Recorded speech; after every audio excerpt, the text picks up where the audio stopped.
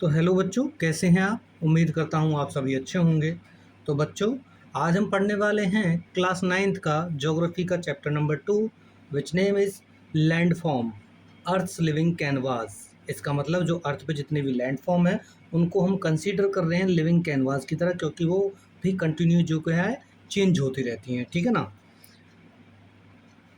Earth's surface is dynamic. The Earth crust is constantly undergoing changes.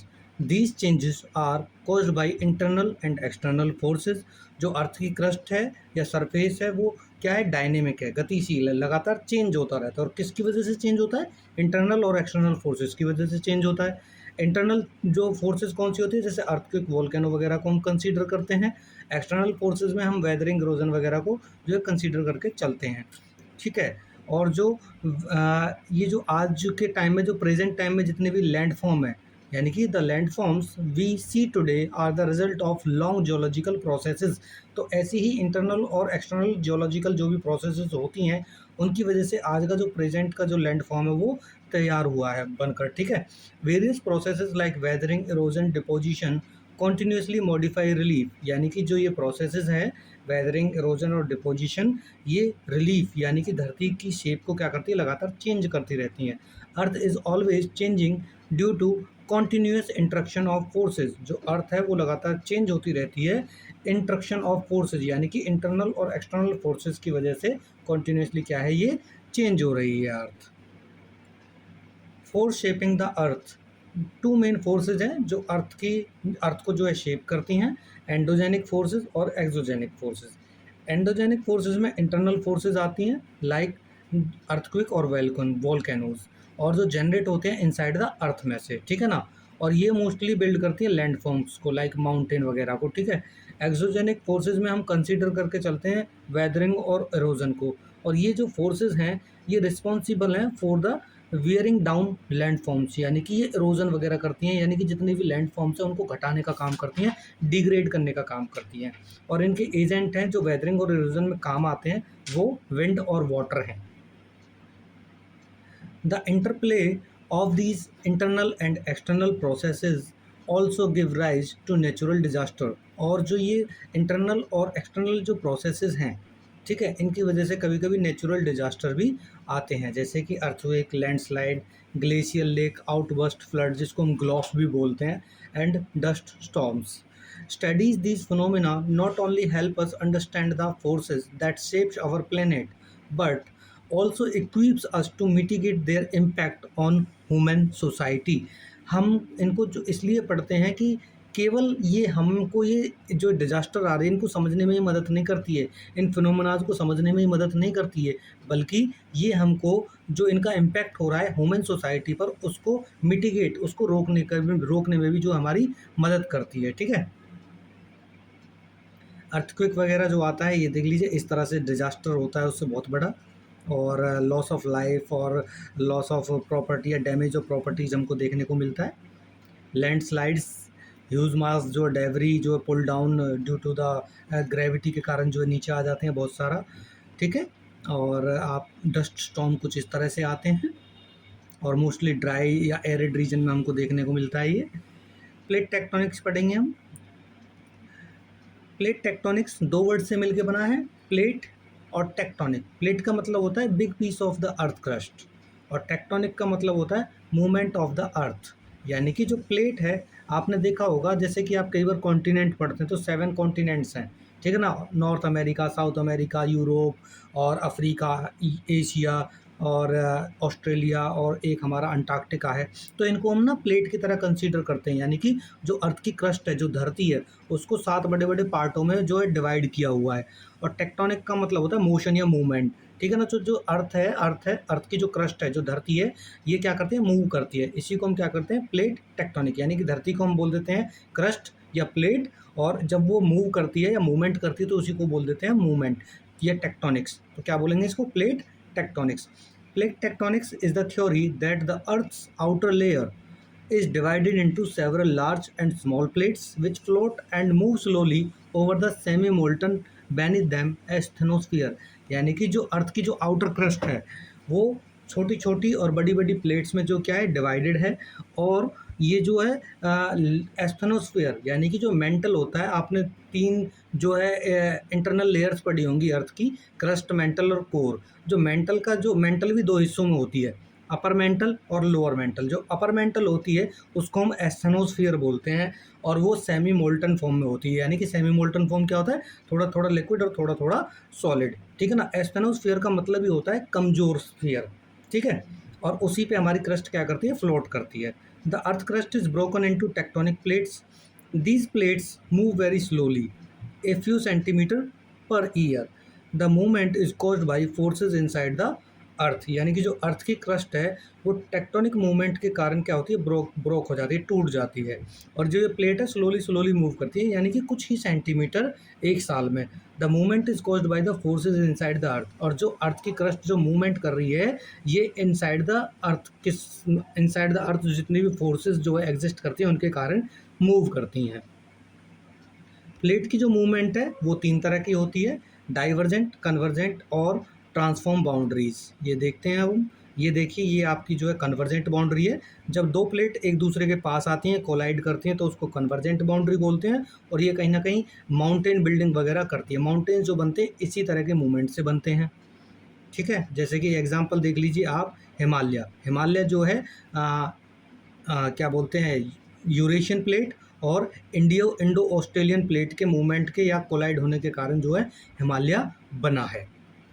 फिर बात करते हैं हम डाइवर्जेंट बाउंड्री की। डाइवर्जेंट बाउंड्री में जो 2 प्लेट्स हैं वो एक दूसरे से दूर जाती हैं, ठीक है ना। प्लेट मूव्स अपार्ट, ठीक है। आप देख लीजिए अफ्रीका, जो आप ये इस मैप में देख रहे हैं, ये रेड रेड, यहाँ से कभी कभी जो अफ्रीका है वो कंप्लीटली टूट जाएगा और आगे चल के जो अफ्रीका है कुछ इस तरह का दिखेगा, ठीक है।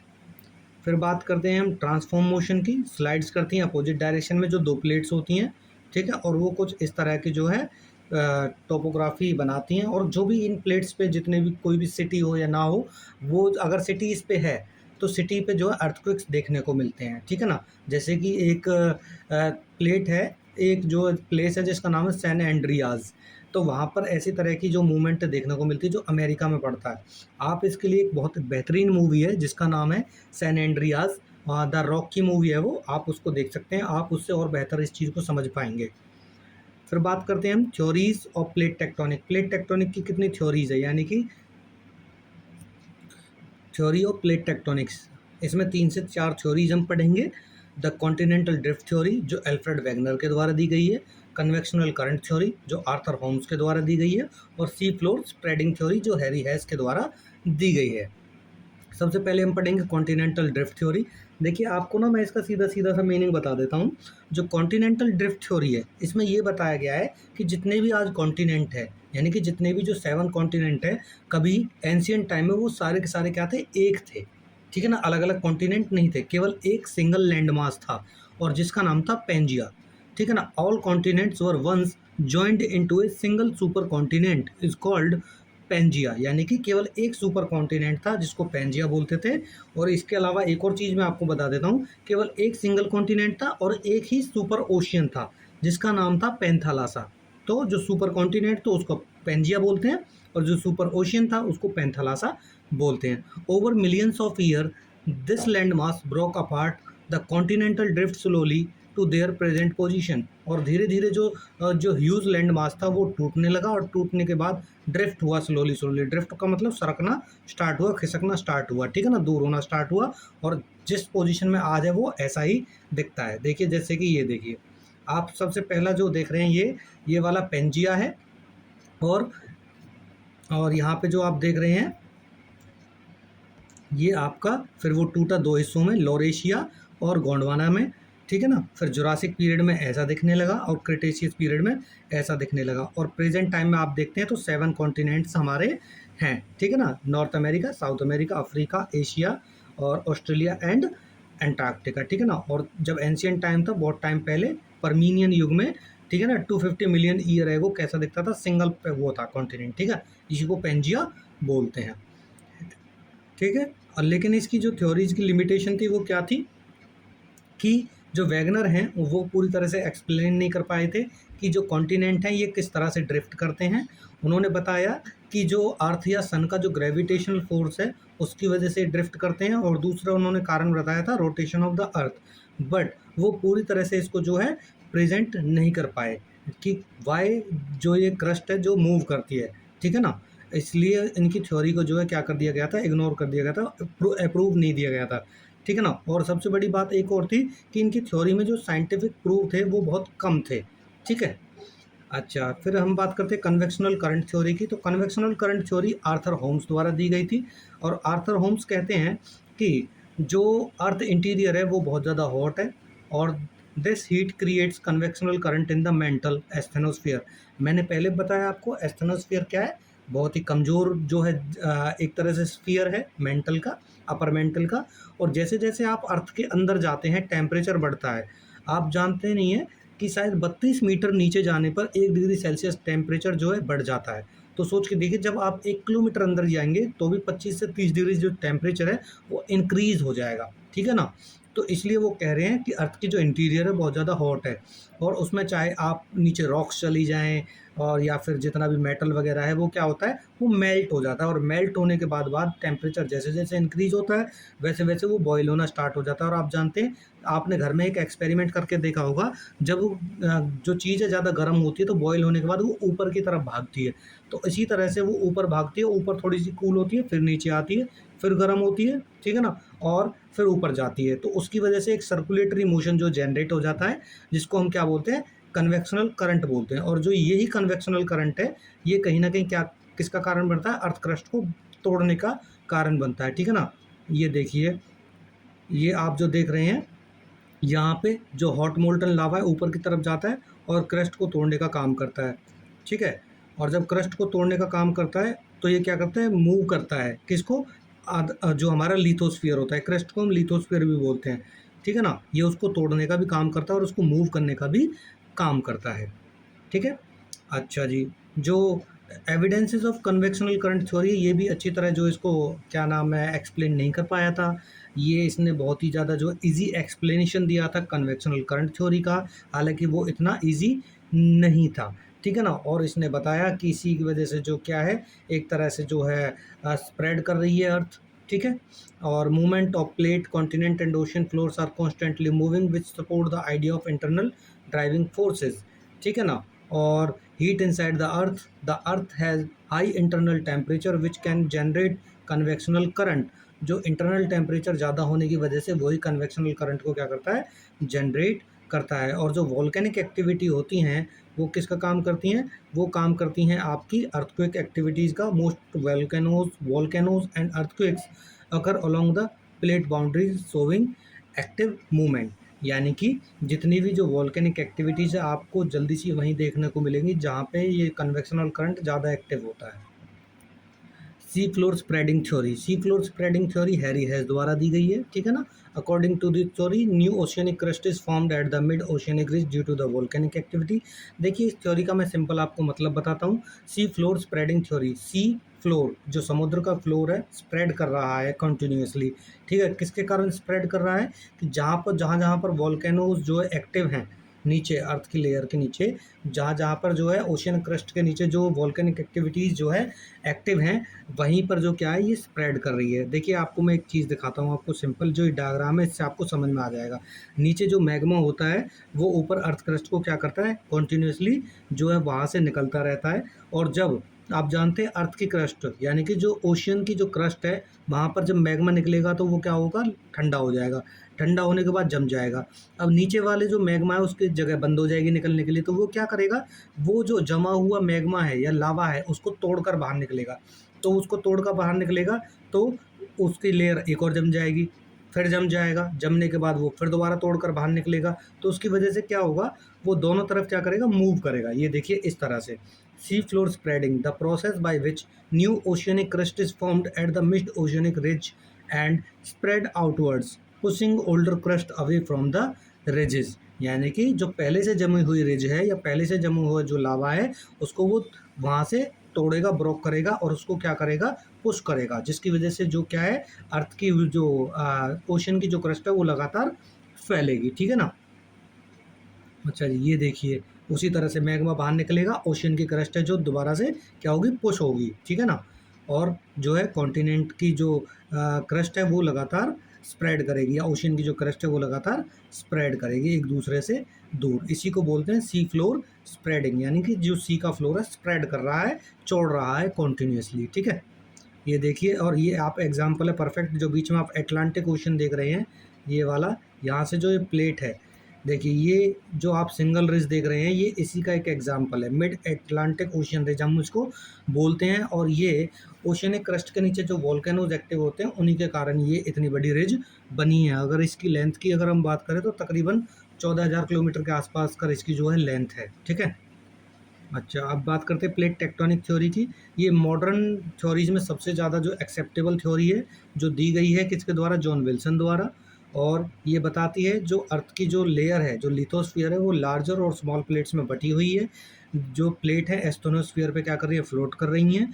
और plate are constantly motion due to the force, और जो प्लेट है वो लगातार मोशन करती हैं, मूवमेंट करती हैं, किसके कारण, जो अर्थ के नीचे जो जितनी भी फोर्सेज है वो एक्ट करती हैं, ठीक है ना, लाइक वोल्केनोज वगैरह, ठीक है। और 3 तरह की जो प्लेट मूवमेंट होती है हमने देखा है, कौन कौन सी, एक हमारी जो है कन्वर्जेंट बाउंड्री होती है, डाइवर्जेंट बाउंड्री होती है, और ट्रांसफॉर्म मूवमेंट होता है हमारा, ठीक है ना। इस तरह से देखिए, जब हमारी ओशन की जो क्रस्ट है और जो कॉन्टिनेंट की क्रस्ट है आपस में कोलाइड करती हैं, तो ओशन की जो क्रस्ट है वो भारी होती है, उसकी डेंसिटी ज़्यादा होती है, जिसकी वजह से वो नीचे की तरफ धंस जाती है, और कॉन्टिनेंट वाली क्रस्ट को ऊपर उठा देती है, जिसके कारण वहाँ पे माउंटेन्स वगैरह बन जाते हैं।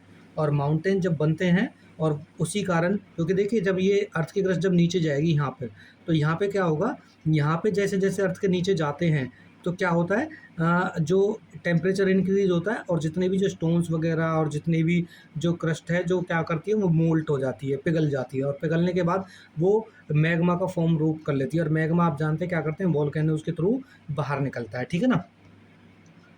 टेक्टोनिक प्लेट्स आपकी इतनी है टोटल, और सबका मूवमेंट दिखा रखा है, जैसे नॉर्थ अमेरिकन प्लेट, और आपकी जो है south American plate, African plate, Eurasian plate, Indo Australian plate, Antarctica plate, Pacific plate, ठीक है ना। ये मेन प्लेट्स हैं जो आज भी मूव कर रही हैं। और ध्यान रखना, जहाँ जहाँ ये मूव करती हैं वहाँ वहाँ या तो आपको वोल्केनोज देखने को मिलेंगे, या ट्रेंच देखने को मिलेंगे, या फिर आपको माउंटेन्स रेंज देखने को मिलेंगी। जैसे इंडिया और जो यूरेशिया की वो है प्लेट है, ये जब आपस में टकराती है तो यहाँ पे हिमालय बनता है, ठीक है। और ये जो आप देख रहे हैं जहाँ पे पैसिफिक प्लेट और यूरेशियन प्लेट जो टकरा रही है, यहाँ पर आपको ज़्यादातर वॉल्केनिक एक्टिविटीज़ देखने को मिलेंगी और ट्रेंच देखने को मिलेंगे। और इस ऐसी एक ट्रेंच है, ट्रेंच का मतलब होता है बहुत गहरी खाई, ठीक है ना। जब दो प्लेट आपस में टकराती हैं तो आप जानते हो वहाँ पर खाई भी जो है बनती है, ट्रेंच बनती है, गहरी खाई बनती है, ठीक है ना। और जिसकी वजह से क्या होता है, जो बहुत गहरा गड्ढा हो जाता है, आप जानते हैं। और इसमें आप जानते हो सबसे ज़्यादा जो गहरी खाई है, जो गहरी ट्रेंच है, वो कहाँ पर है, वो आपको फिलीपींस के पास देखने को मिलेगी, जिसका नाम है मैरियाना ट्रेंच, और जो तकरीबन 11 किलोमीटर जो है डीप है, डेप्थ है उसकी, ठीक है। अब बात ये देखिए, एक और है वर्ल्ड प्लेट टेक्टोनिक्स, कैसे कैसे जो हैं। जो प्लेट टेक्टोनिक थ्योरी है हेल्प करती है explain earthquake, volcanic activities, mountain formation, oceanic trench formation, making it one of the most important theories in the geology. यानी कि जो प्लेट टेक्टोनिक थ्योरी है ये बताने में कामयाब रही है, मदद करती है कि अर्थक्वेक कैसे आते हैं, वॉल्केनिक एक्टिविटीज़ कैसे होती हैं, माउंटेन जो फॉर्मेशन है, माउंटेन कैसे बनते हैं, ओशियनिक ट्रेंच यानी कि जो ओशियन में जो ट्रेंच है, गहरी गहरी डीप जो ट्रेंचेज हैं वो कैसे बनती हैं, ये इनको बताने में कामयाब रही है, और इनसे आसानी से इनको समझा जा सकता है। अब हम पढ़ेंगे the internal structure of the अर्थ। इसमें हम जानते हैं जो अर्थ की क्रस्ट है, अर्थ का जो इंटीरियर है वो 3 हिस्सों में बांटा जाता है, क्रस्ट, मेंटल और कोर में बांटा जाता है, ठीक है ना।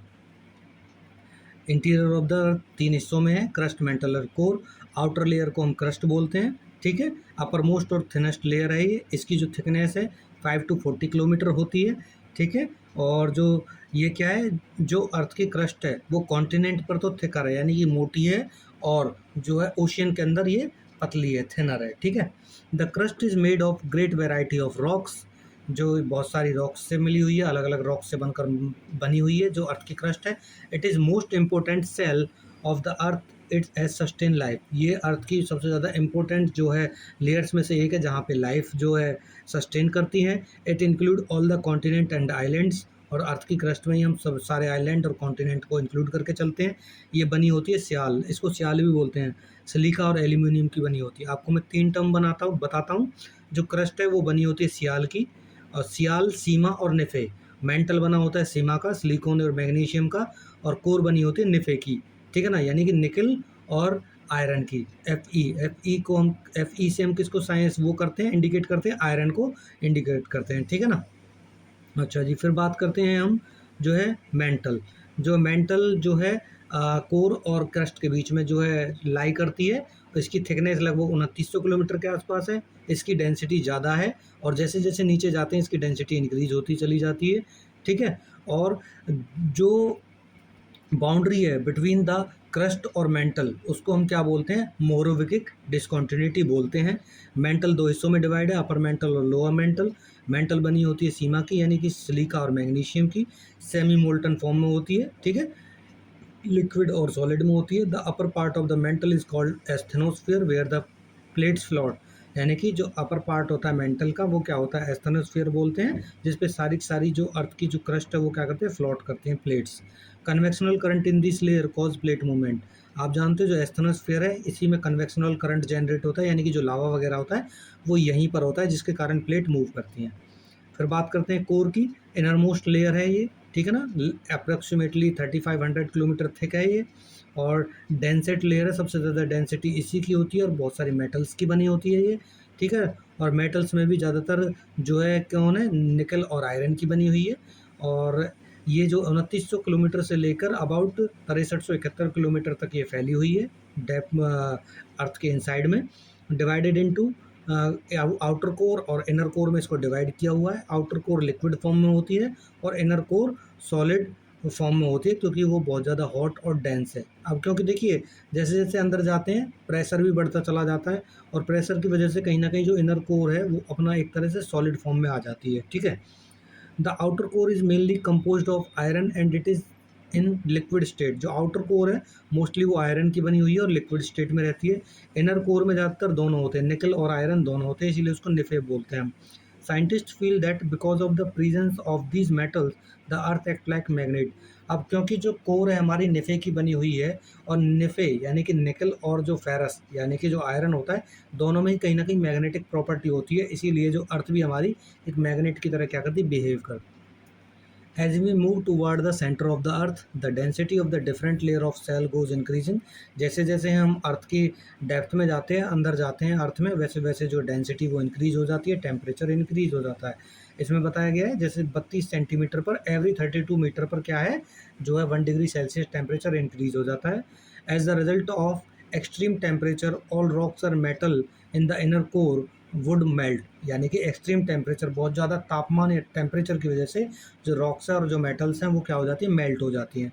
और it behave like a solid because of extreme high pressure of the outer shell. जो इनर कोर है वो सॉलिड फॉर्म में आ जाती है, क्यों, क्योंकि मैंने पहले बताया आपको, जैसे जैसे हम नीचे जाएंगे टेम्परेचर तो बढ़ता ही है, लेकिन प्रेशर भी बहुत ज़्यादा बढ़ जाता है। और जब कोई चीज़ चीज़ पे अगर प्रेशर पड़ता है कहीं ना कहीं वो सॉलिड रूप ले लेती है, इतनी बुरी तरह, मतलब इतनी लार्ज स्केल पे उसको क्या किया जाता है, प्रेस किया जाता है, ठीक है ना। ये देख लीजिए आप, जो क्रस्ट है वो 1 to 100 किलोमीटर है, लेकिन आपकी बुक में जो है 5 to 40 किलोमीटर दिया हुआ है, तो आप केवल उसी को जो है देख लेंगे। और देखिए आप, जो आपको नीचे दिखाई दे रहा होगा इनर कोर की साइड में, ये जो आप टेम्परेचर देख रहे हैं 6000 डिग्री सेल्सियस तक जो टेम्परेचर पहुंच जाता है जब कोर में पहुंचते हैं हम लोग, ठीक है। अच्छा जी, अब हम पढ़ते हैं role of weathering and erosion agents of gradation, river, wave and current, winds, glacier and underground water. हम इसमें पढ़ेंगे external processes, natural process occurring on the earth surface that modify its appearance are called external processes, ठीक है। जो natural process हैं जो earth के surface पर हमको मिलती हैं उन्हीं को, और जो मॉडिफाई करती हैं कहीं ना कहीं अर्थ के सरफेस को, ठीक है, उन्हीं को हम क्या बोलते हैं, एक्सटर्नल प्रोसेस बोलते हैं। इसमें हम पढ़ेंगे वेदरिंग वगैरह जैसे। जो वेदरिंग क्या है, the process of breaking down rocks on site into smaller pieces are called weathering. Weathering का मतलब होता है जो रॉक है वो वहीं टूट कर बिखर जाती है, उसी को हम क्या कहते हैं, वेदरिंग बोलते हैं, यानी कि जिस जगह टूटी है वहीं पर रहती है, बिखर जाती है, ठीक है ना। फैक्टर इन्फ्लुएंसिंग वेदरिंग, वेदरिंग को कौन कौन सी चीज़ें इन्फ्लुएंस करती हैं, इम्पैक्ट करती हैं। टेम्परेचर और प्रेशर के कारण वेदरिंग होती है, वाटर के कारण वेदरिंग होती है, विंड के कारण वेदरिंग होती है, बायोलॉजिकल एक्टिविटीज़ के कारण वेदरिंग होती है। और बायोलॉजिकल एक्टिविटीज़ में प्लांट और एनिमल के कारण जो है वेदरिंग होती है। टेम्परेचर के कारण क्या होता है, आप जानते हैं जैसे जैसे दिन में टेम्परेचर ज़्यादा होता है तो रॉक्स वगैरह एक्सपेंड करती हैं, रात में टेम्परेचर कम होता है तो वो कॉन्ट्रैक्ट करती हैं। तो कॉन्टिन्यूसली एक्सपेंशन और कॉन्ट्रैक्शन के कारण एक टाइम ऐसा आता है जो रॉक्स हैं टूट जाती हैं, ठीक है ना। वाटर में सेम होता है, वाटर में भी जो है क्या होता है, जो रात के टाइम में जो वाटर है वो फ्रॉस्ट हो जाता है, फ्रीज हो जाता है, जिसके कारण उसकी वॉल्यूम बढ़ती है, यानी कि उसका एरिया बढ़ जाता है।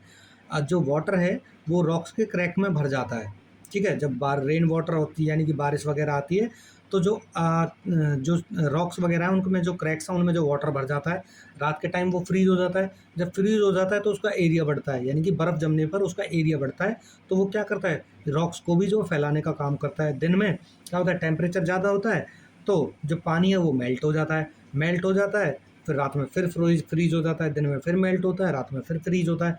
जिसके कारण क्या होता है, जो क्रैक्स है वो और चौड़े हो जाते हैं और लास्ट के जो रिजल्ट होता है वो क्या होता है, मतलब ब्रेक कर देता है रॉक्स को। जो विंड है क्या है, विंड भी जो है कहीं ना कहीं इसके जो है वेदरिंग में जो है कहीं ना कहीं रोल इंपॉर्टेंट प्ले करती है।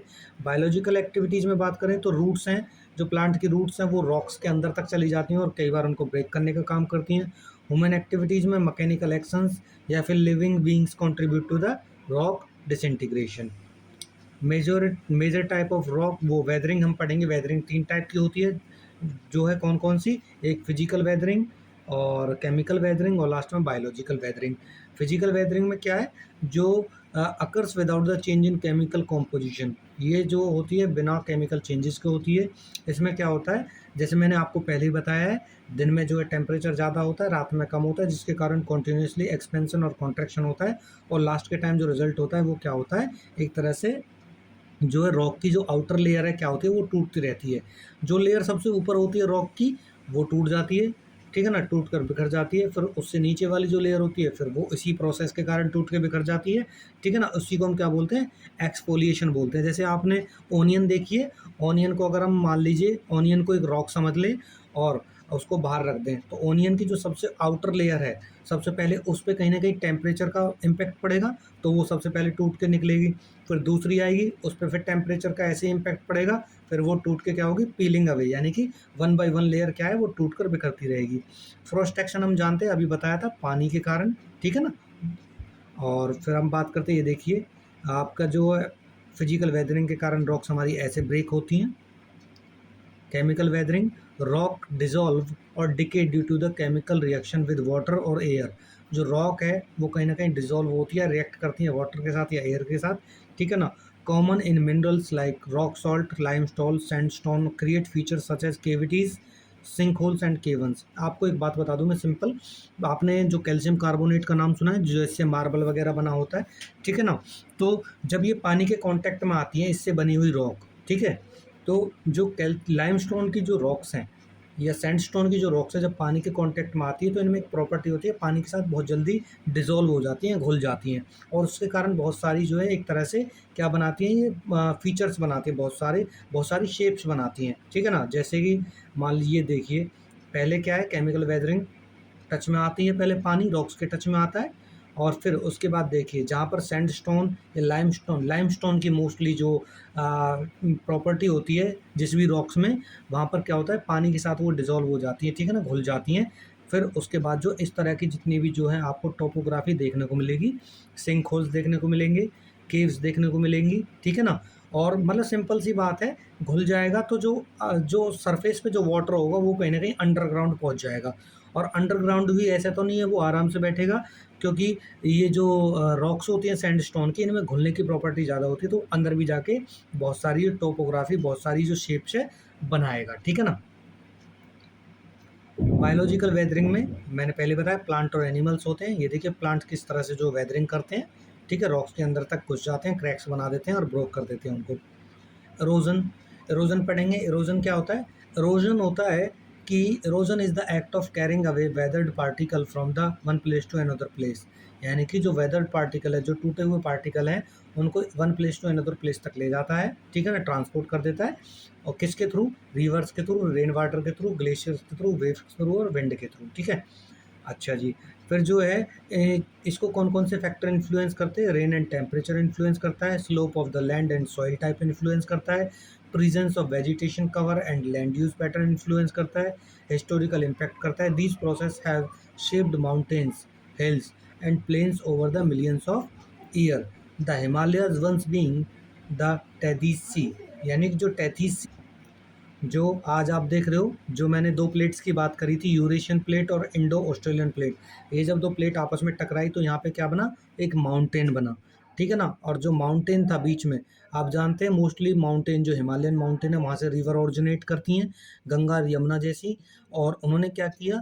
पहाड़ों से जो है काट काट कर, इरोड करके सेडिमेंट्स को लाती रहीं और डिपॉजिट करती रहीं, लाती रहीं, डिपॉजिट करती रहीं, जिसके कारण जितना भी जो नॉर्दर्न प्लेन है वो बना है।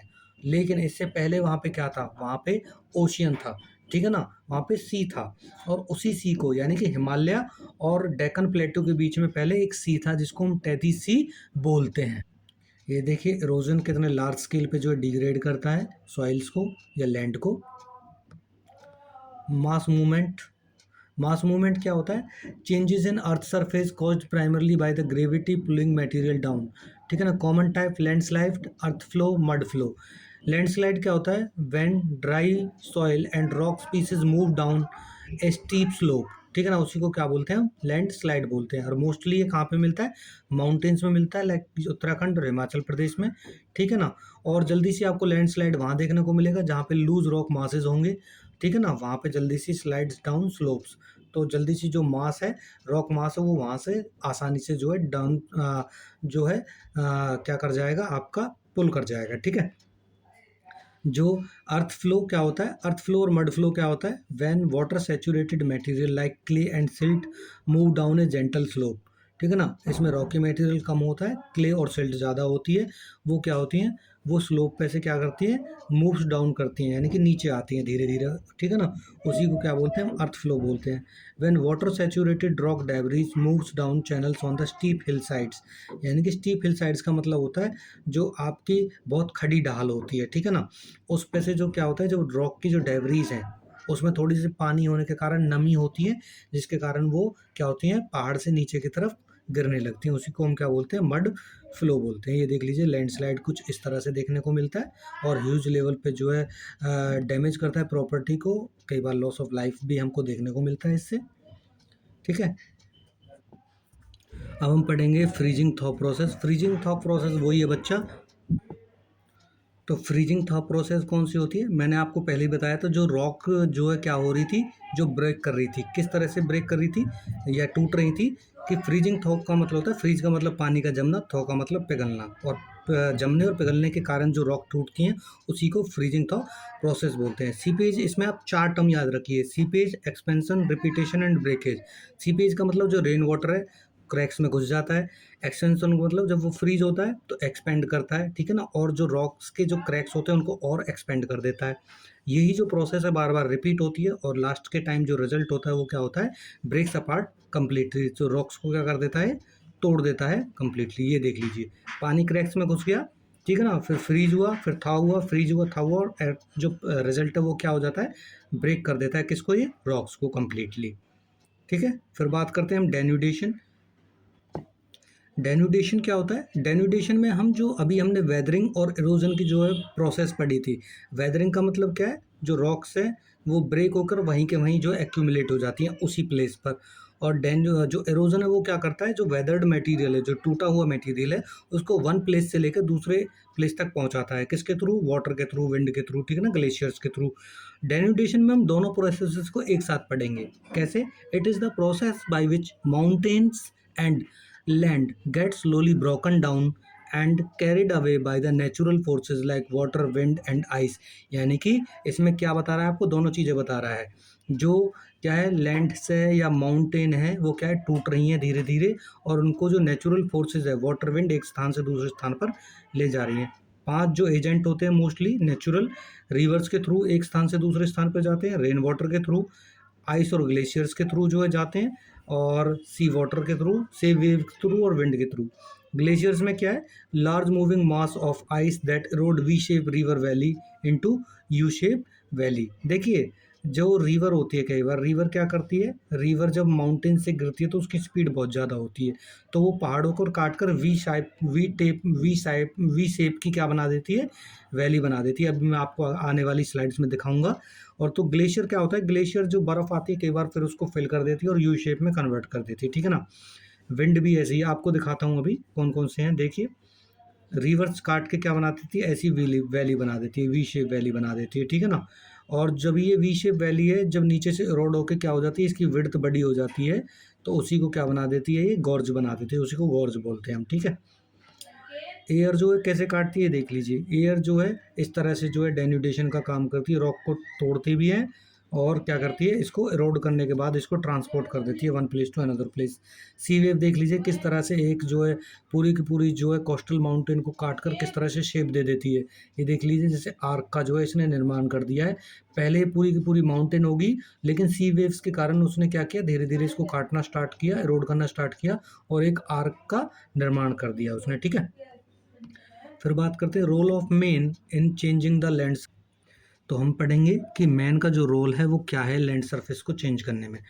जो मैन है वो कहीं ना कहीं क्या करता है, human activities plays a vital role in land degradation through several harmful practices like deforestation, construction, industrial pollution and waste disposal. जो मैन क्या है, कहीं ना कहीं डिफोरेस्टेशन का कारण भी है, कंस्ट्रक्शन एक्टिविटीज़ के कारण सरफेस को चेंज करता है, इंडस्ट्रियल पॉल्यूशन के कारण जो है दिक्कत देता है वो चेंज करता है, और वेस्ट डिस्पोजल के कारण देखिए जैसे क्या है, डिफोरेस्टेशन के कारण किस तरह से चेंज करता है, कंस्ट्रक्शन के कारण, ठीक है। और फिर आपका जो है कॉन्टिमिनेटेड जो वाटर है या फिर जो पॉइजनस गैस वगैरह वो इन्वायरमेंट में छोड़ता है, ठीक है ना, कौन, ह्यूमन बींग्स, ठीक है। तो डिफोरेस्टेशन के कारण क्या होता है, indiscriminate tree cutting turns land into waste land and disrupt rainfall pattern. यानी कि डिफोरेस्टेशन करेगा तो कहीं ना कहीं क्या होगा, जो लैंड है वो वेस्ट लैंड में कन्वर्ट हो जाएगी, और जब डिफोरेस्टेशन होगा, पेड़ नहीं रहेंगे, तो रोल रेनफॉल यानी कि बारिश का जो पैटर्न है वो भी चेंज हो जाएगा। कंस्ट्रक्शन की बात करें तो जो बिल्डिंग एक्टिविटीज़ हैं, ठीक है ना, और वो क्या करती हैं, वो एनवायरनमेंट को डिग्रेड करती हैं, ठीक है। इंडस्ट्रियल जो पॉल्यूशन है वो क्या है, जो टॉक्सिक जो इफ्लुएंट्स हैं from factories collect and render the surrounding land waste, ठीक है ना, वो क्या है, उनको वो एक तरह से जो सराउंडिंग लैंड फॉर्म है उसमें कहीं ना कहीं मिक्स हो जाते हैं, चले जाते हैं, जिसकी वजह से जो लैंड को या वाटर को जो है क्या बहुत भारी जो है टॉक्सिटी आ जाती है, यानी कि पॉइजनस हो जाती है वो लैंड या वाटर आसपास का जो होता है। वेस्ट लैंड यानी कि dumping city waste directly lead to the land degradation. यानी कि जो वेस्ट होता है उसको जब हम लैंड में डंप करते हैं तो वो भी क्या है, वेस्ट लैंड में कन्वर्ट हो जाती है, ठीक है। जैसे कि ये देखिए किस तरह से जो वेस्ट को हम लैंड पे जब डंप करते हैं तो वो जो लैंड है वो वेस्ट लैंड में कन्वर्ट हो जाती है, ठीक है। अब हम पढ़ेंगे अब हम पढ़ेंगे रिवर इरोजन एंड डिपोजिशन। आप जो ये इमेज देख रहे हैं इसके थ्रू आप तीनों चीज़ें जान सकते हैं। अब जो रिवर है वो 3 हिस्सों में फ्लो करती है। पहला जो है अपर कोर्स, मिडिल कोर्स और लोअर कोर्स। अपर कोर्स हम उसको बोलते हैं जब माउंटेन से जो रिवर निकलती है, ठीक है। और जब माउंटेन से रिवर निकलती है तो माउंटेन्स में वो वी शेप वैली बनाती है काट काट कर, ठीक है ना, वहीं पे वाटरफॉल बनाती है, वहीं पे गॉर्ज बनाती है, ठीक है ना, वहीं पे रैपिड्स बनाती है। जब मिडिल कोर्स में आती है तो वो प्लेन्स में एंटर कर जाती है, प्लेन्स में उसकी स्पीड कम हो जाती है, और कम हो जाती है तो वो जैसे मेंढर वगैरह बनाएगी, मेंढर मतलब टेढ़ी मेढ़ी चलना सांप की तरह, और ऑक्स बो लेक बनाएगी।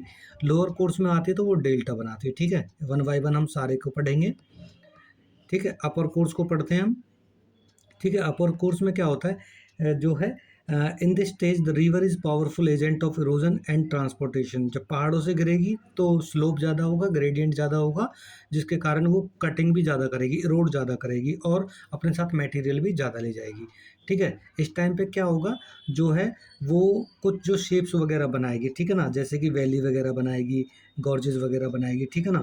जो ये रिवर है Erode both it's bed and it's sides carrying stones and rock fragments.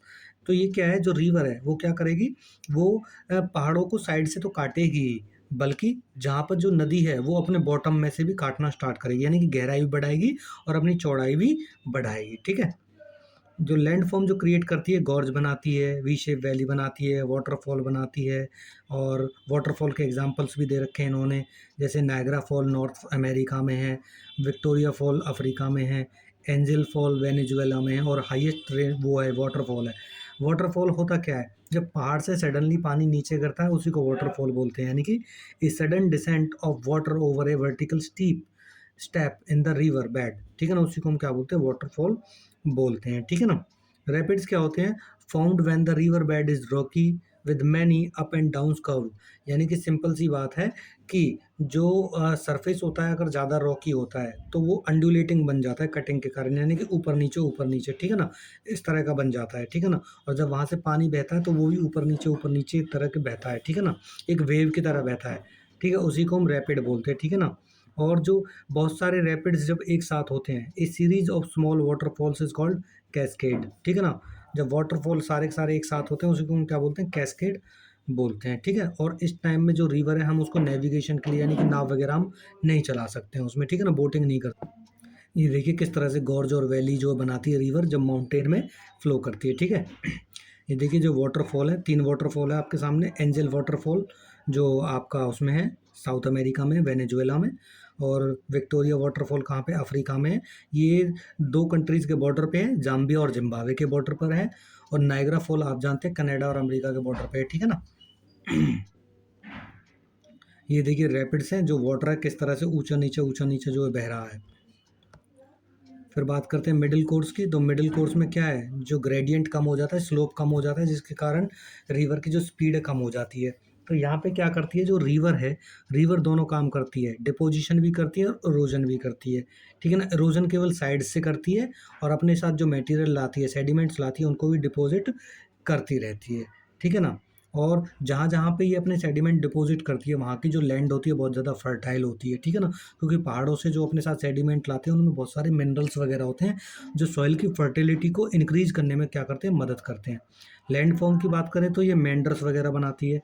Meanders क्या है, देखिए because the land is flat, जो लैंड फ्लैट होती है प्लेन्स में, तो irregularities in the ground force the river to swing from side to side, यानी कि जो लैंड है वो क्या करती है, रिवर को अपना रास्ता बदलने पे मजबूर कर देती है। ठीक है ना, जिसके कारण जो मेंडर्स वगैरह है बनते हैं। आपको मेंडर्स बताता हूँ कैसे बनते हैं, ये देखिए, ये जो सांप की तरह जो फ्लो कर रही है रिवर इस तरह से, इस तरह से, उसी को हम क्या कहते हैं, मेंडर्स बोलते हैं। और ऑक्सबो लेक क्या है, ऑक्सबो लेक देखिए, जब ये मेंडर है, ये इतना सारा मेंडर है, तो जब ये जो मेंडर है, जो रिवर है, यहाँ से क्या करे, यहाँ से कट करके सीधा यहाँ फ्लो करने लग जाए।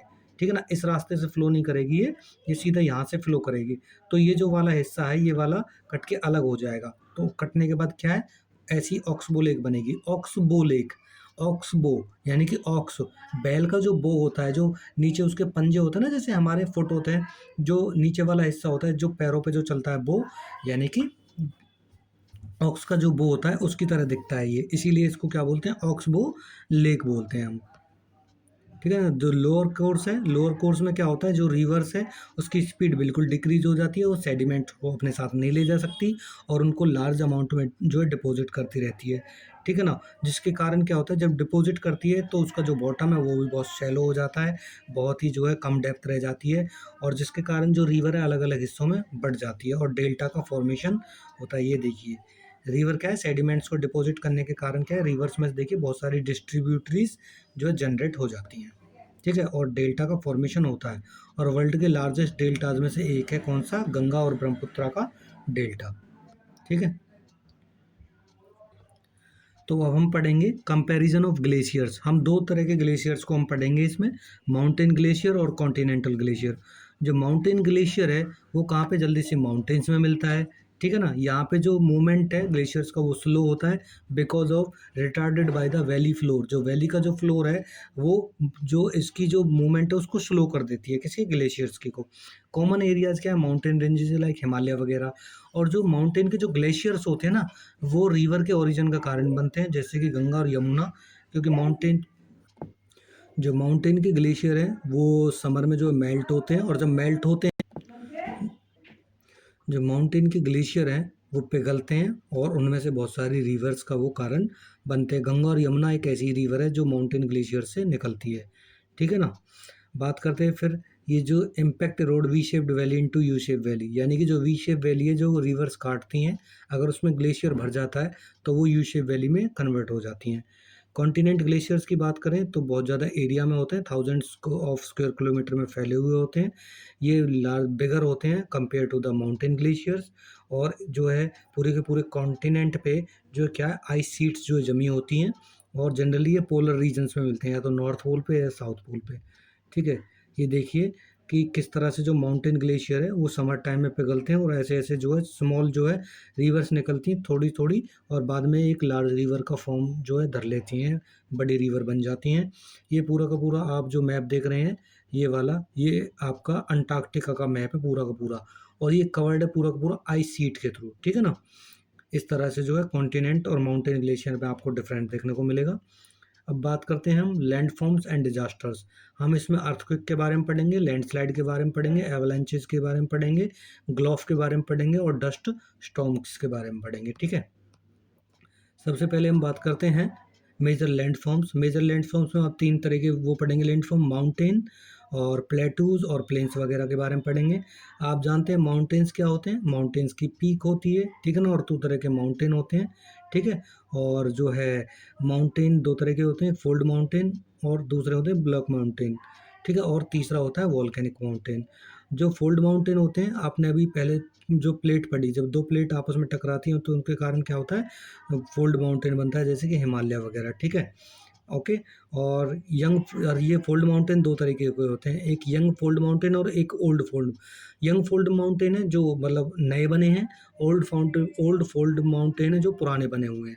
हिमालय जो है, हिमालय हो गया, आल्प्स जो यूरोप में है, रॉकीज माउंटेन जो नॉर्थ अमेरिका में, और एंडीज माउंटेन जो क्या है साउथ अमेरिका में, ये सारे के सारे क्या हैं, ये यंग फोल्ड माउंटेन है, क्योंकि ये लगातार जो है बढ़ रहे हैं, अभी घट नहीं रहे हैं ये, ठीक है ना। और इनकी पीक बहुत ज़्यादा है, जैसे कि माउंट एवरेस्ट आप जानते हैं कहाँ पे है, हिमालय में ही आपको देखने को मिलेगी।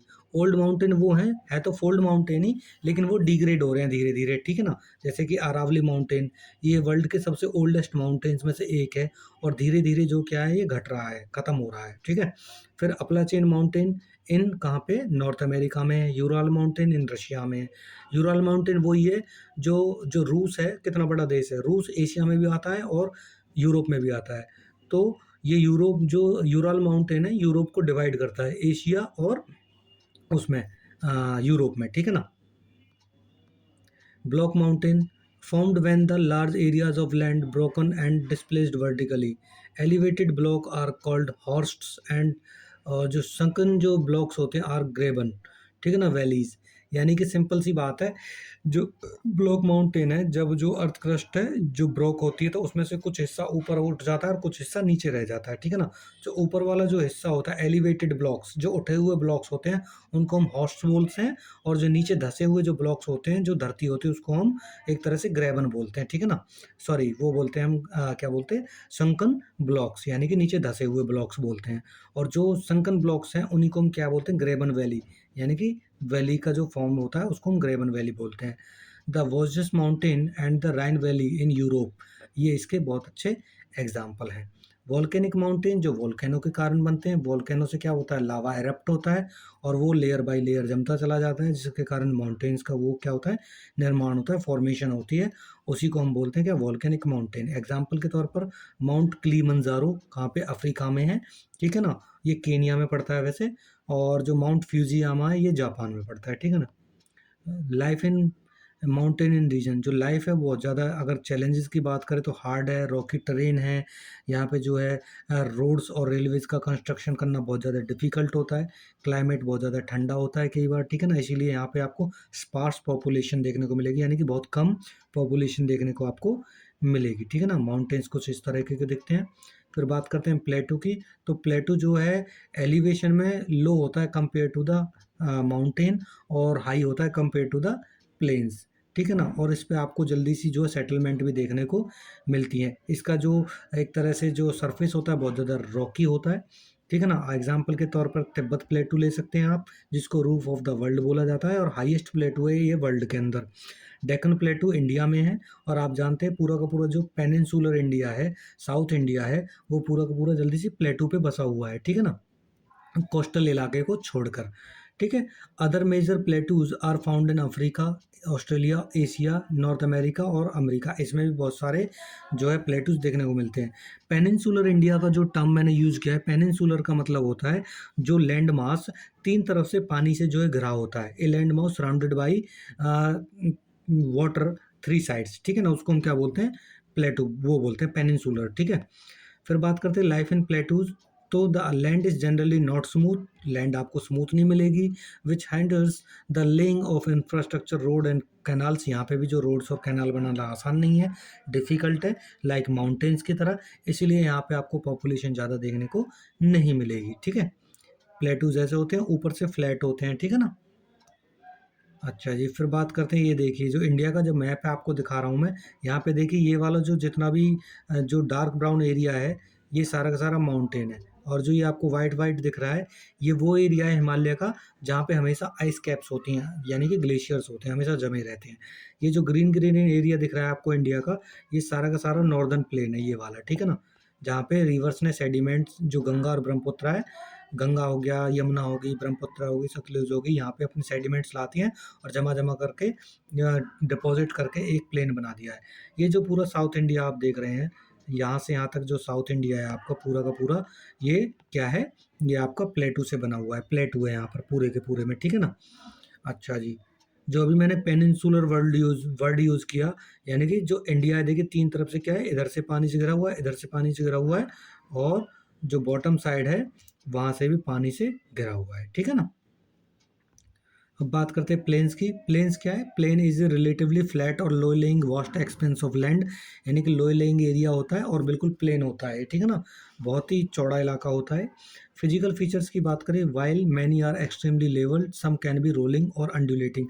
प्लेन्स ज़्यादातर तो क्या होता है, मोस्टली प्लेन ही मिलते हैं, लेकिन कहीं कहीं पर ये अंडुलेटिंग ऊंचे नीचे भी देखने को मिलते हैं। फॉर्मेशन की बात करें तो जो प्लेन्स हैं are found by the major rivers and their tributaries over ages, the rivers bring and deposit silt, stone and sand along their courses, यानी कि अपने साथ जो सेडिमेंट्स लाती हैं उनको डिपॉजिट करती हैं, जिसके कारण प्लेन्स फॉर्म होते हैं, ठीक है ना। मेजर एग्जांपल देखें तो the great northern plain of India found by the river Ganga and it's tributaries. Tributaries मतलब जो उसकी सहायक नदियाँ, छोटी छोटी नदियाँ जो हैं उनको हम ट्रिब्यूटरीज के तौर पे कंसीडर करते हैं, ठीक है, जो लास्ट में आके उसी बड़ी रिवर में मिल जाती हैं। हवांग हो प्लेन ये चाइना में है, और द नाइल वैली प्लेन कहाँ पे, इजिप्ट में आपको देखने को मिलेगा, ठीक है। अच्छा, फिर बात करते हैं हम वाई प्लेन आर इम्पोर्टेंट। जो प्लेन्स है वो बहुत ज़्यादा इंपॉर्टेंट है, क्यों, क्योंकि यहाँ पे हैबिटेशन आपको देखने को मिलेगा, क्योंकि प्लेन होते हैं तो लोग ईजिली यहाँ पे एग्रीकल्चर का काम कर पाते हैं, तो वहीं पर ये लोग बच जाते हैं, ठीक है ना, इंफ्रास्ट्रक्चर ईजिली बिल्ड किया जा सकता है यहाँ पर, इसीलिए आपको लार्ज अमाउंट में ह्यूमन सेटलमेंट वहाँ पे देखने को मिलेगी। हाई फर्टिलिटी की बात करें, because they are formed by river deposits, the soil is very fertile and excellent for agriculture. मैंने जैसे कि बताया, रिवर्स अपने साथ सेडिमेंट लाती हैं और सेडिमेंट जो है सॉइल की फर्टिलिटी को इंक्रीज कर देते हैं, जो कि एग्रीकल्चर के लिए बहुत ज़्यादा सूटेबल होती है। फिर बात करते हैं पॉपुलेशन डेंसिटी, क्योंकि एग्रीकल्चर है और यहाँ पे कंस्ट्रक्शन ईजिली हो सकता है, यहाँ पे रोड्स ईजिली बनाए जा सकते हैं, यहाँ पे जो है और जो अदर इकोनॉमिक एक्टिविटीज़ है वो ईजिली की जा सकती है, इसलिए यहाँ पे पॉपुलेशन भी आपको ज़्यादा देखने को मिलेगी, ठीक है। प्लेन्स देख लीजिए ऐसे होते हैं, बहुत वास्ट एरिया होता है और बिल्कुल प्लेन होता है, लेकिन कहीं कहीं पे अंडुलेटिंग ऊंचा नीचा भी आपको देखने को मिलेगा, ठीक है। अब बात करते हैं हम डिजास्टर की। तो डिजास्टर की जो डेफिनेशन देख लेते हैं, डिजास्टर इज ए सडन और significant event that causes serious damage, loss or destruction, often affecting the people, property and the environment। यानी कि सिंपल सी बात है, इस अचानक आने वाला क्या है, एक नेचुरल जो है फिनोमेना होता है जो कहीं ना कहीं अफेक्ट करता है पीपल्स को, प्रॉपर्टी को और एनवायरनमेंट को, ठीक है ना। They often strike without warning, और बिना वार्निंग के कई बार आ जाता है।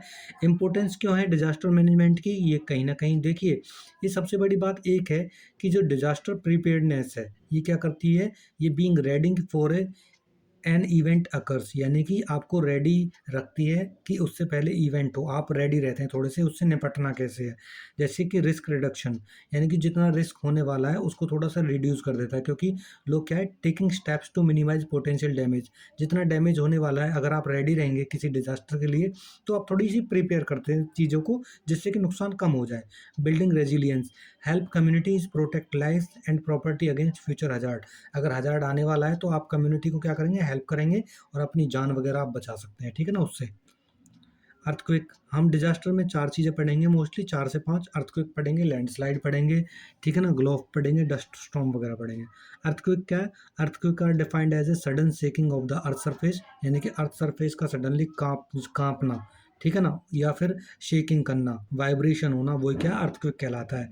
They result from the instability in the earth interior and sudden releasing of energy, जो अर्थ के नीचे से वॉल्केनो के कारण जो अचानक जो है अर्थ क्रस्ट टूटती है उससे के कारण एनर्जी रिलीज होती है, जिसके कारण जो है ऊपर की जो प्लेट है अर्थ क्रस्ट है वो क्या करती है, शेक करने लगती है, कांपने लगती है, उसी को हम अर्थक्वेक कहते हैं। और इसका इम्पैक्ट क्या पड़ता है? इम्पैक्ट ये पड़ता है कि जो बिल्डिंग्स हैं, ट्रीज हैं, पोल्स हैं, डैम्स हैं, वो क्या करने लगते हैं, एक तरह से डिस्ट्रॉय होने लगते हैं, टूटने लगते हैं, बिखरने लगते हैं, ठीक है। और अगर देखा जाए तो ये डिपेंड भी करता है कि भाई अर्थक्वेक कितने उसका आ रहा है, इंटेंसिटी का, कि उसकी स्पीड कितनी है, उसके अकॉर्डिंग उसका डैमेज भी होता है, ठीक है ना। Onset type of warning, earthquakes are uniquely dangerous because they provide almost no lead time. देखिए ये डेंजर इसलिए भी है क्योंकि इसको हम जल्दी सी, मतलब उतनी जल्दी नहीं पहचान पाते कि अर्थक्वेक आने वाला है, और इतनी देर में हमको अर्थक्वेक पता लगता है तो उतना हमारे पास टाइम नहीं होता है कि हम लाइफ को सेव कर सकें, अपने जो है रिस्क को रिड्यूस कर सकें ज़्यादा से ज़्यादा, उतना हमको टाइम नहीं मिलता है, ठीक है ना, इतनी वार्निंग नहीं मिलती है, और इतने हमारे पास एडवांस इंस्ट्रूमेंट नहीं है जो हमको पहले बता दे 24 घंटे या 1 घंटे, 24 घंटे पहले बता दे, 2-3 दिन पहले बता दें कि भाई अर्थक्वेक आने वाला है, ठीक है ना।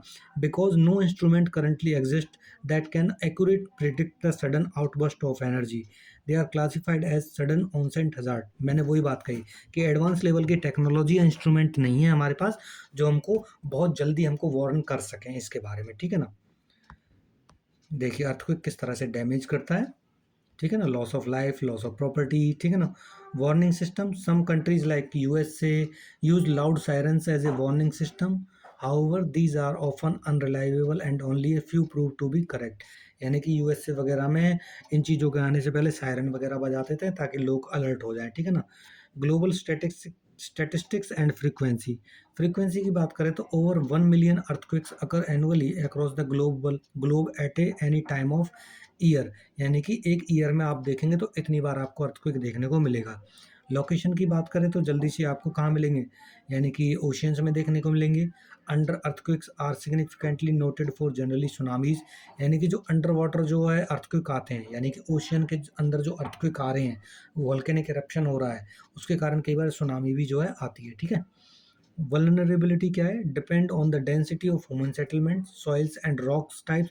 वल्नरेबिलिटी होती है बच्चा कि जैसे कि मान लीजिए जहाँ पे जो है डिजास्टर आने के चांसेस होते हैं, वल्नरेबल यानी कि ऐसी बहुत सारी सेंसिटिव जगह हैं जहाँ पर जो है खतरा होता है डिजास्टर्स का, उसको हम बोलते हैं वल्नरेबल प्लेस या वल्नरेबिलिटी, ठीक है ना।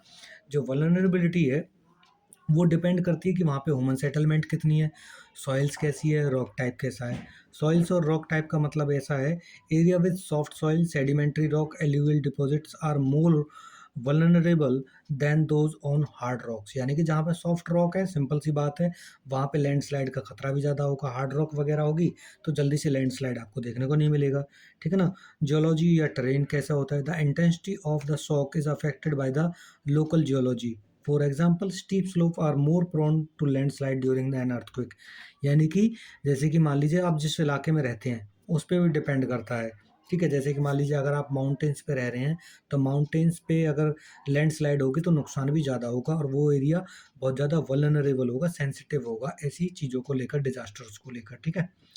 ये देखिए अर्थक्वेक प्रोन एरियाज है पूरे के पूरे, जो आपको मोर रेडिश एरिया दिख रहा है, यहाँ पे सबसे ज़्यादा जो अर्थक्वेक आते हैं, और जैसे जैसे फिर जो कलर क्या हो रहा है, शेड जो है फीका होता चला जा रहा है, ये आप देखिए seismic zones, seismic zone 2, 3, 4, 5 and 6, ये उसी के अकॉर्डिंग क्या है, इंक्रीज हो रहा है, ठीक है ना। और जैसे जैसे रेडिश होता जा रहा है वैसे वैसे अर्थ की जो चांसेस है, अर्थक्वेक के जो चांसेस है उन एरियाज में ज़्यादा होते हैं। और अगर हम अपनी बात करें तो आप सेकंड लास्ट जो एरिया होता है उसमें हम आते हैं, कौन, दिल्ली वाला जो इलाका है, ठीक है ना, सिस्मिक जोन 5 देखिए आप, हम उसमें वो करते हैं, लाई करते हैं, ठीक है। तो हम भी बहुत ही वल्नरेबल इलाके में रहते हैं जहाँ पे अर्थक्वेक के चांसेस आते हैं कई बार, ठीक है। फिर बात करते हैं अर्थक्वेक का इफेक्ट क्या होता है। देखिए पैनिक होता है, सिंपल सी बात है। देखिए vibration wave cause immediate panic among humans and animals often leading to major injuries than the earthquake itself. यानी कि बहुत ज़्यादा इंजरीज होते हैं, लोग घायल हो जाते हैं, ठीक है ना। फिजिकल डैमेज देखने को मिलता है, बिल्डिंग ब्रिज वगैरह जो गिर जाते हैं, क्रैक्स पड़ जाते हैं, डैम्स वगैरह को नुकसान होता है। पब्लिक हेल्थ की बात करें तो वाटर बॉडी पॉल्यूट हो जाती हैं, सीवेज सिस्टम होता है वो ब्रेक डाउन हो जाता है, ठीक है ना। Often lead to spread of disease and epidemics. यानी कि सिंपल सी बात है, जब खराब पानी जो है फ्रेश वाटर में मिल जाएगा, जाके लैंड में मिल जाएगा, तो उसकी वजह से बहुत सारी बीमारियां होंगी, ठीक है। Civic services, essential services like water pipes, electricity, gas connections are typically disrupted. जो अर्थक्वेक है इन सबको क्या करता है, डिस्ट्रॉय कर देता है, ठीक है ना। फिर बात करते हैं इकोनॉमिक डिसरप्शन की। जो आपको वाइड स्प्रेड डैमेज देखने को मिलेगा। Activity like farming, trade, business often lead to civil unrest. ये सारे सारे डैमेज हो जाएंगे तो सिंपल सी बात है, लोग अच्छी तरह से ज़िंदगी नहीं जी पाएंगे। फायर हजार्ड्स देखने को मिलेंगे।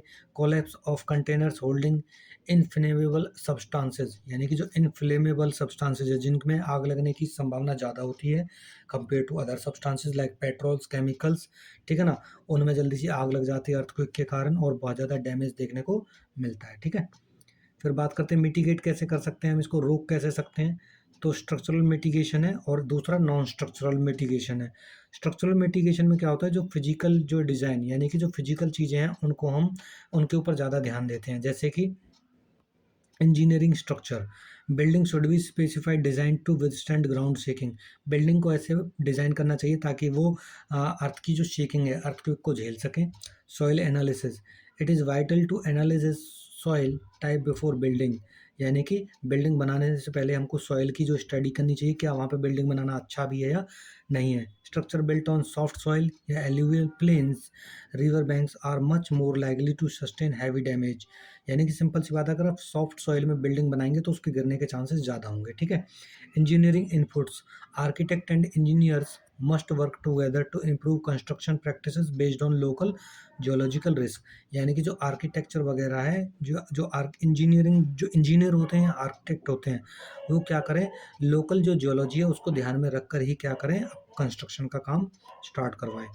नॉन स्ट्रक्चरल मिटिगेशन होता है, यानी कि इसमें हम क्या करते हैं, पब्लिक को जो जगाते हैं, पब्लिक को अवेयर करते हैं, एजुकेशन पॉलिसीज़ वगैरह बनाते हैं। पब्लिक अवेयरनेस मतलब जो है, since the exact time of earthquake is hard to predict, educating the public is the best defense. यानी कि सिंपल सी बात है, अर्थक्वेक से रिलेटेड उनको जो है क्या अवेयर करना चाहिए, लोगों को एजुकेशन देनी चाहिए अर्थक्वेक से रिलेटेड, ठीक है ना, कि भाई उनको क्या करना चाहिए क्या नहीं करना चाहिए, डूज और डू नॉट इट्स, ठीक है ना, डू नॉट डूज, ठीक है, doing and after the earthquake, यानी कि अर्थक्वेक के आने से पहले और बाद में क्या क्या करना चाहिए।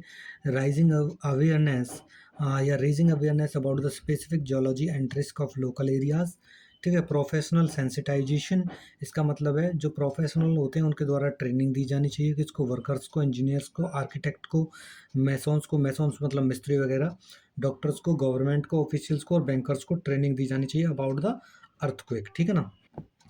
देखिए लैंडस्लाइड क्या होता है, a sudden movement of mass of rocks, earth और debris down mountain slopes on river banks under the force of gravity, ठीक है ना। इसके दो कारण से लैंडस्लाइड होता है, एक नेचुरल कारण है और दूसरा ह्यूमन कारण है। हैवी रेनफॉल हो गया, अर्थक्वेक हो गया, वोल्केनिक करप्शन हो गया, फ्लड हो गया, हैवी स्नोफॉल हो गया, इनके कारण लैंड स्लाइड होती है। ह्यूमन एक्टिविटीज़ की बात करें तो सरफेस एक्सकेवेशन, यानी कि सरफेस में खुदाई करना, हाईवे बनाना, बिल्डिंग्स बनाना, फ्लाईओवर बनाना, ब्रिजेस बनाना, या फिर अंडरग्राउंड माइनिंग, रेलवे, इनके कारण ओपन पिट जो माइनिंग है उनके कारण क्या होता है, कई बार जो है लैंडस्लाइड देखने को मिलते हैं।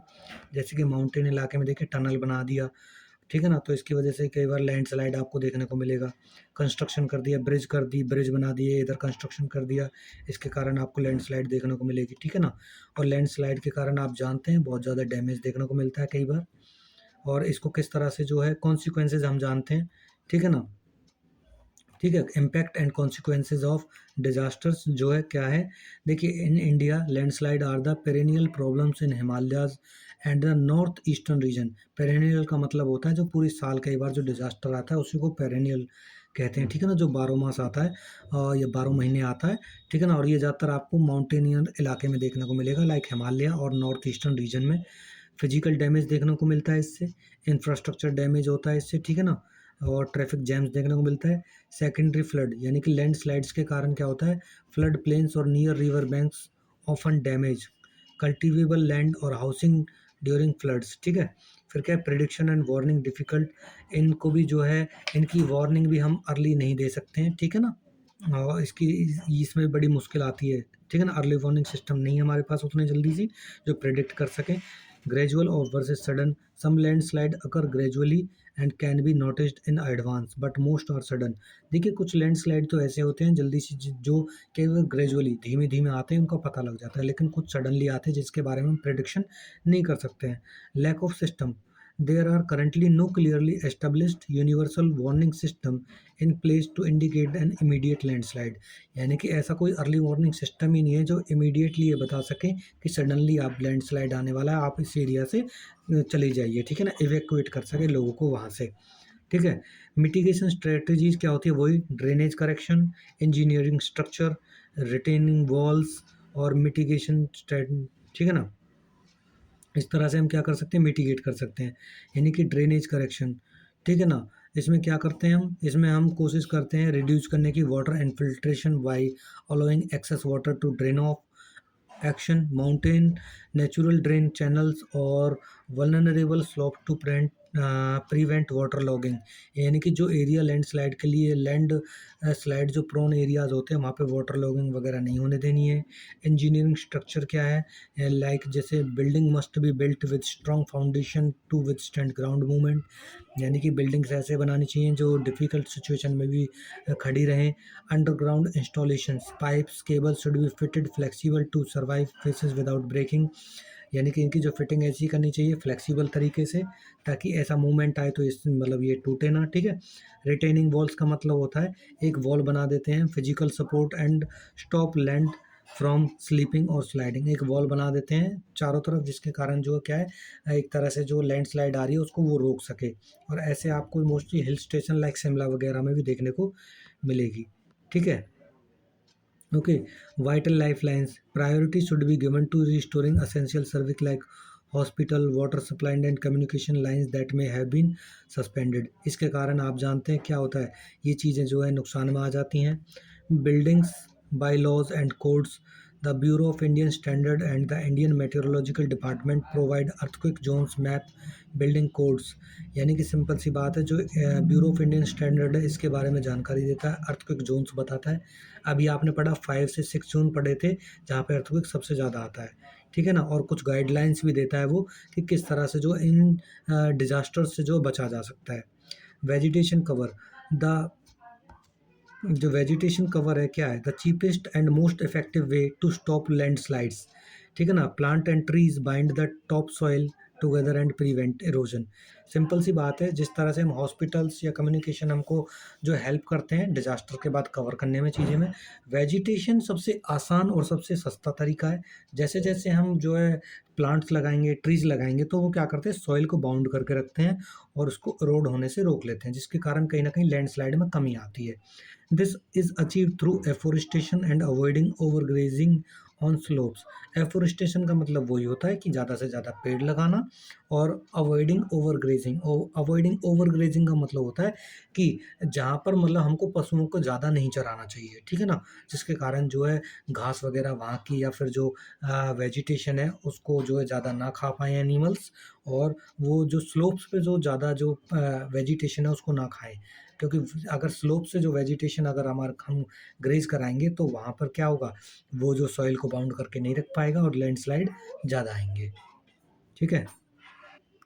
देखिए नॉन स्ट्रक्चरल मिटिगेशन में वही वाली चीज़ें आती हैं कि फिजिकल में हमने पढ़ा किस तरह से हॉस्पिटल्स वगैरह कम्युनिकेशन सिस्टम आपको अच्छा करना चाहिए, वॉल बनानी चाहिए, ठीक है ना, जिससे कि लैंडस्लाइड को रोका जा सके। इसमें क्या होता है, लैंड यूज़ प्रैक्टिसेस, हमको हिली एरियाज़ में लैंड यूज़ की जो प्रैक्टिसेस हैं उनको हमको थोड़ा सा अच्छा करना चाहिए, नेचुरल वेजिटेशन वगैरह को हमको प्रिजर्व करना चाहिए, ठीक है ना, डिफॉरेस्टेशन को रोकना चाहिए, इसके लिए लोगों को अवेयर करना चाहिए।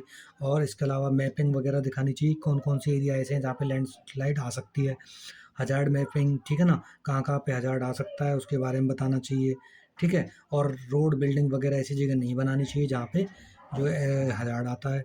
पब्लिक को अवेयर करना चाहिए अबाउट द लैंडस्लाइड, ठीक है? एवलांचे क्या होता है? एवलांचे एक और डिज़ास्टर है, यानी कि जो ए sudden and rapid flow of snow, ice and sometime rocks down A mountain slope, यानी कि जहाँ ग्लेशियर जमे होते हैं, तो ध्यान रखिए जो ग्लेशियर से एक साथ नीचे मूव करने लगे उसी को हम एवलांचे बोलते हैं। ये भी एक जो है बहुत ज़्यादा डेंजरस हज़ार्ड है, ठीक है ना? ठीक है, बहुत ज़्यादा इसमें हैवी स्नो है जो नीचे की तरफ मूव करती हैं, और इसका जो इम्पैक्ट पड़ता है वो क्या पड़ता है? इंफ्रास्ट्रक्चर, ट्रांसपोर्टेशन रूट्स वगैरह क्या होते हैं, मतलब डिस्टर्ब हो जाते हैं बहुत ज़्यादा इससे।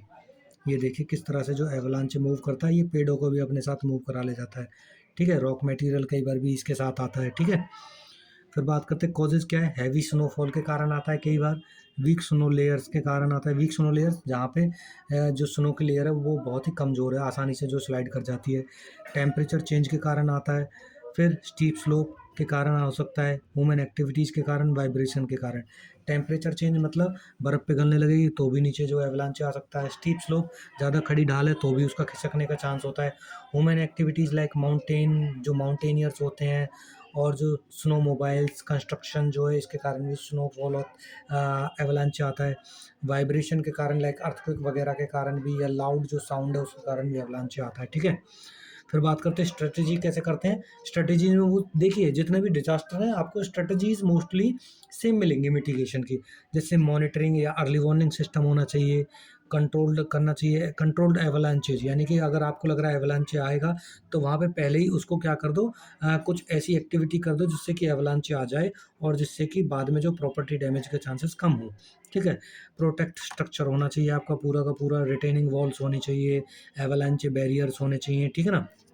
फिर बात करें, लैंड यूज़ प्लानिंग होनी चाहिए, ऐसे हाई रिस्क प्रोन एरियाज़ में एफोरेस्टेशन होना चाहिए, पब्लिक को अवेयर करना चाहिए, ठीक है। ग्लेशियल लेक आउटबर्स्ट फ्लड, इसको हम ग्लॉफ भी बोलते हैं। A GLOF is a sudden and massive release of water from a glacial lake. These lakes form when melting glacier accumulate water behind the natural dam made of ice, loose rock, debris, moraines. देखिए simple सी बात है, जब आप जानते हैं जो glaciers हैं, ग्लेशियर्स सर्दियों में जमे हुए होते हैं, जब गर्मियों में वो पिघलते हैं, तो जो ग्लेशियर की जो लेक है जहाँ पे ग्लेशियर जो है जमा होता है, तो कंटिन्यूसली पिघलने के कारण जो है जहाँ पे ग्लेशियर रुका हुआ था वो वहाँ से क्या है नीचे की तरफ जो बहने लगता है वो पानी, ठीक है ना, और वो अपने साथ बहुत मात्रा में जो क्या लाता है, रॉक्स, डेवरीज या मोरेन्स लाता है, जिसके कारण जो है आपको बहुत नुकसान देखने को मिलता है। आप देखना कुछ टाइम पहले सिक्किम में ऐसी ही जो है ग्लेशियर लेक आउटबर्स्ट फ्लड आपको देखने को मिली थी, ठीक है ना। यानी कि सिंपल सी बात है, माउंटेन में जो पहले ग्लेशियर जमे हुए थे एक खट्टे, वो एक साथ जब मेल्ट होते हैं तो उनके कारण जो बाढ़ आती है उसी को हम क्या कहते हैं, ग्लेशियर लेक आउटबर्स्ट फ्लड बोलते हैं, ठीक है ना। Among the most dangerous natural hazard in mountain region Himalaya और एंडीज में आते हैं। When a dam fails, water rushes downstreams at high speed, causing several floods, destruction of infrastructure, and loss of life. Rising global temperature and accelerating glaciers melt are increasing the frequency। यानी कि simple सी बात है, जैसे जैसे global warming बढ़ रही है, टेम्परेचर बढ़ रहा है अर्थ का, तो ग्लोव के आने के चांसेस भी जो है या फ्रिक्वेंसी ज़्यादा हो गई है, ठीक है। ये देखिए किस तरह से जो है मेल्ट जो है, कई बार जो है आइस जो है मेल्ट होके धीरे धीरे आगे बढ़ना स्टार्ट कर देती है, ठीक है। ये देखिए ऊपर आइस है, टेम्परेचर बढ़ रहा है, जो लेक जो पहले जमी हुई थी उसमें जो पानी बढ़ने लगता है और यही पानी आगे क्या होता है फिर आता है, ठीक है ना। और बाद में अपने साथ डेवरीज यानी कि जो मड वगैरह यानी कि मिट्टी भी लाता है अपने साथ, छोटे छोटे कंक्रीट यानी कि रॉक्स भी लाता है अपने साथ छोटे छोटे, ठीक है ना, जिसके कारण क्या होता है बाद में वो पूरी पूरी ह्यूमन लाइफ को डिस्टर्ब कर देता है, ठीक है ना। इसी को हम बोलते हैं ग्लेशियर लेक आउटबर्स्ट, ठीक है बच्चा, ठीक है। अच्छा जी, फिर हम बढ़ते आगे, कॉजेज ऑफ ग्लोव क्या है, देखिए मेल्टिंग ऑफ आइस का कारण होती है, वीक मोरेन डैम्स के कारण आता है, आइस एवलांचेज और लैंडस्लाइड के कारण आता है, यानी कि फॉलिंग आइस या rock into the lake can create large waves that overtop और ब्रांच द डैम, ठीक है ना। ब्रांच द डैम यानी कि जो रॉक वगैरह जो डेब्रीज आ रही है वो क्या करती है, लार्ज वेव जनरेट करती है, जिसके कारण एवलांचे आता है, ये ग्लोफ आता है। अर्थक्वेक जो है सिस्मिक एक्टिविटीज़ कैन क्रैक और weaken the natural dam structure. Natural dam मतलब जो अपने आप जो डैम बने हुए होते हैं मिट्टी से या फिर आइस से, उनको तोड़ देता है अर्थक्वेक, जिसके कारण जो है फ्लड आ जाती है। हैवी रेनफॉल के कारण जो वाटर की अमाउंट बढ़ जाती है। Excess water from the storms can raise lake levels beyond the dam capacity. जितना उसमें पानी होता है उससे ज़्यादा पानी हो जाता है, और जब पानी ज़्यादा होगा तो फ्लड ऑटोमेटिक आएगी ही आएगी। मिटिगेशन कैसे कर सकते हैं हम, वही वाली बात है, रेगुलर मॉनिटर करते रहिए, अर्ली वार्निंग सिस्टम लाइए, कंट्रोल ड्रेनेज सिस्टम रखिए, स्ट्रेंथनिंग डैम को और ज़्यादा स्ट्रेंथ बनाइए, मतलब और ताकतवर बनाइए, लैंड यूज़ प्लानिंग अच्छी रखिए और कम्युनिटी को अवेयर कीजिए, ठीक है। ओके, अब पढ़ेंगे लास्ट और फाइनल टॉपिक आपका डस्ट स्टॉर्म्स। तो डस्ट स्टॉर्म क्या है, एक एनवायरमेंटल डिजास्टर है जो occurs when the strong winds lift large amount of dust and sand from dry regions atmosphere into the atmosphere. यानी कि सिंपल सी बात है, जो हवा अपने साथ जो ड्राई रीजन से सैंड ले जाती है और उसको एटमॉस्फेयर में मिक्स कर देती है, उसको क्या बोलते हैं, डस्ट स्टॉर्म बोलते हैं। Most frequent in arid and semi arid में रीजन में आती है ये, ठीक है ना।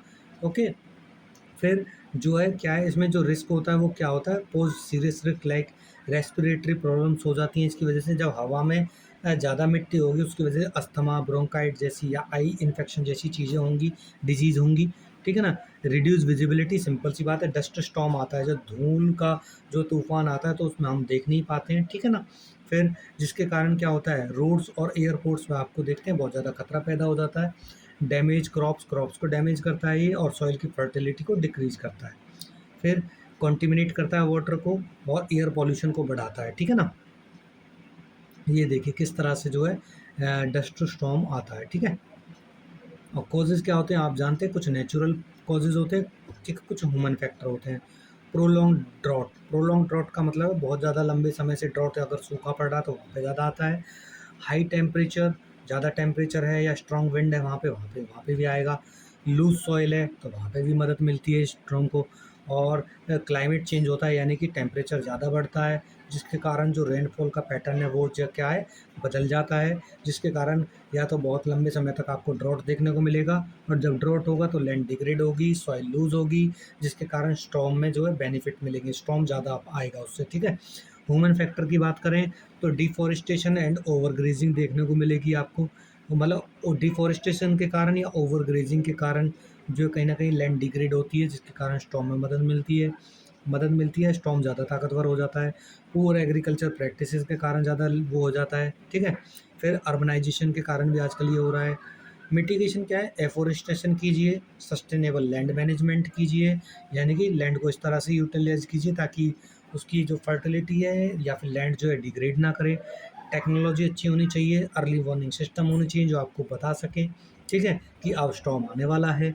पब्लिक को अवेयर कीजिए about the land storm, about the education of disasters, ठीक है ना। फिर बात करें इंटरनेशनल कोऑपरेशन होने चाहिए, सिंस जो डस्ट स्टॉर्म है cross national boundaries, regional cooperation is essential for disaster preparedness. देखिए जब जब डस्ट स्टॉर्म आता है तो यानी कि कोई भी डिजास्टर आए या तूफान आए या सुनामी आए तो वो कभी भी ये नहीं देखती कि मैं इस देश की बाउंड्री के ही अंदर जाऊंगी, वो दूसरे देश में भी जा सकती है। तो इसलिए क्या होना चाहिए कि देशों को आपस में मिलकर एक क्या करना चाहिए, एक जो है एक कमेटी बनानी चाहिए, कॉपरेशन बना देना चाहिए, एक ऑर्गेनाइजेशन बनानी चाहिए, जिससे कि इन डिजास्टर से जो है निपटा जा सके और इनके बारे में पहले ही प्रिपेयर किया जा सके फिर लोगों को, ठीक है ना। तो इस तरह से जो आपका चैप्टर है ये ख़त्म होता है, काफ़ी लंबा चैप्टर था, और जो है आप इसको 2 बार में या 3 बार में करके देखिए, 30-30 मिनट करके देखिए तो ईज़िली आपको समझ में आएगा, ठीक है ना। लेकिन मोस्टली जो डिज़ास्टर्स हैं और जो उनकी जो मिटिगेशंस हैं, वो आपको ज़्यादातर सेम देखने को मिलेंगी, ठीक है ना, ओवरलैप करती हैं वो एक दूसरे से, ठीक है। तो इस तरह से पढ़ते रहिए बच्चों और बढ़ते रहिए, ठीक है।